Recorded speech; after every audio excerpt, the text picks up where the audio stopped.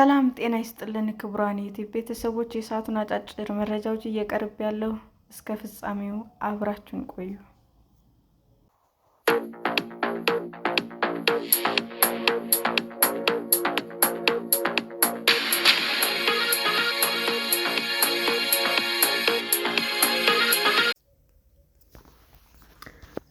እኔ የጦር እስረኛ ነኝ በድራማ የተሞላው የማዱሮ የችሎት ውሎ።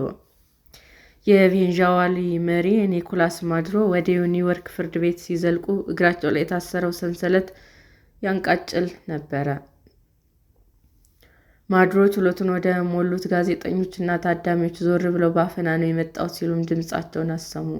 የቬንዙዌላ መሪ ወደ ፍርድ ቤት ከገቡ ከደቂቃዎች በኋላ የ92 ዓመቱ ዳኛ አልቪን ሄለርስታን ማዱሮ ነዎት አይደል ሲሉም ማንነታቸውን ጠይቀዋቸዋል። አዎንኝ ጌታዬ፣ እኔ የቬንዙዌላ ሪፐብሊክ ፕሬዝዳንት ነኝ። ከጥር 3 ጀምሮ በአፈና ነው የመጣሁት ሲሉም ረጋ ባለ ስፓኒሽ ተናገሩ።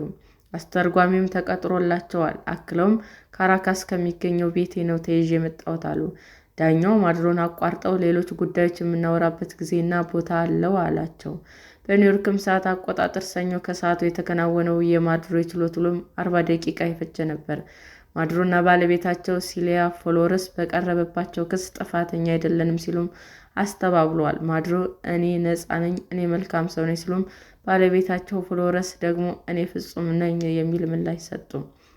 አሜሪካ ብዙዎች ባልጠበቁት ድንገተኛ ዘመቻ የቬንዙዌላን መሪ ኒኮላስ ማዱሮና ባለቤታቸውን በቁጥጥር ስር ያዋለችው ባለፈው ቅዳሜ ነበር።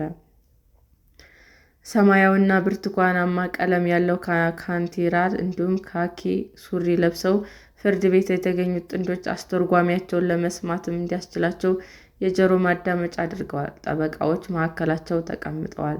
ማዱሮ በቢጫ ማስታወሻ ደብተር ላይ የሚሰሙትን የሚያዩትን በአንክሮ ይጽፋሉ።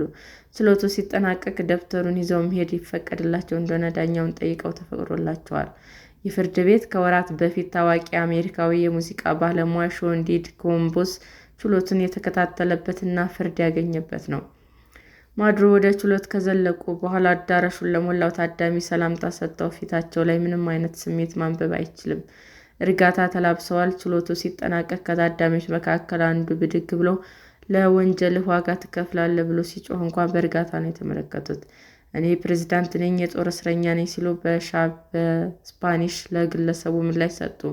እንባ የተናነቀው ግለሰብ ከእስር ቤቱ እንዲወጣም ተደረገ። የችሎት ውሎ ለአብዛኞቹ ታዳሚዎች ስሜታዊ ነበር። ቬንዙዌላዊቷ ጋዜጠኛ ማይፕሮት ፒቲት ችሎቱን ለመታደም ተገኝታለች። ለዓመታት የማዱሮን መንግስት ስራ ስትዘግብ ቆይታለች። አሜሪካ ማዱሮን በቁጥጥር ስር ለማዋል ባደረሰችው ጥቃት ምክንያት ካራካስ የሚገኘው ቤተሰቦቹ ቤት ጉዳት ደርሶበታል። የቀድሞ ሀገር መሪ የእስር ቤት ልብስ ለብሰው እግራቸው በካቴና ታስሮ በአሜሪካ የፖሊስ መኮንኖች እየተመሩ ወደ ችሎት ሲገቡ ማየት የፈጠረባት ስሜት ከባድ ነበር። የማዱሮ ባለቤት ፍሎረስ ብዙም ድምፃቸው አልተሰማም። ዓይናቸውም እና ግንባራቸው ላይ ፕላስተር ለጥፈዋል። ጠበቃዎቻቸውን በቁጥጥር ሲውሉ የደረሰባቸው ጉዳት ነው ይላሉ። ጠበቃዎቻቸው ትክክለኛ የሕክምና አገልግሎት ሊሰጣቸው ይገባል ሲሉም ፍርድ ቤት ጠይቀዋል። ምናልባትም የጎን አጥንታቸው ላይ ጉዳት ሳይደርስባቸው አይቀርም ብለዋል። ማዱሮና ባለቤታቸው በዋስ እንዲለቀቁ ፍርድ ቤቱ አልጠየቀም፣ ነገር ግን ወደፊት ሊጠየቁ እንደሚችሉ ተናግረዋል። እስከዚያውም ድረስ በፌዴራል ማረሚያ ቤት ይቆያሉ። አሜሪካ ማዱሮን በዕፀ ሽብርተኝነት ሴራ ኮይክን በማስመጣት እንዲሁም የጦር መሳሪያ በሌሎች አጥፊ መሳሪያዎች ሴራ ትከሰዋለች። ፍርድ ቤቱ ቀጣይ የችሎት ውሎ ለመጋቢት 8 2018 ቀጠሮ ሰጥቷል። ሰላም ጤና ይስጥልን ውድ የዩቲዩብ ቤተሰቦቼ እንዴት ናችሁ? አዲስ ጀማሪ ነኝና ሰብስክራይብ ያደረጋችሁ አበረታቱኝ። አመሰግናለሁ። ክቡራን የዩቲዩብ አድማጮቻችን ለሰዓቱ ያቀረብኩላችሁ አጫጭር መረጃዎች ይህንን ይመስል ነበር። በሌላ መረጃ እስክንገናኝ ሼር፣ ላይክ፣ ሰብስክራይብ እንዲሁም ቢቀርብልን የምትሉት መረጃ ካለ ኮመንት እያደረጋችሁ ቸር ቆዩን።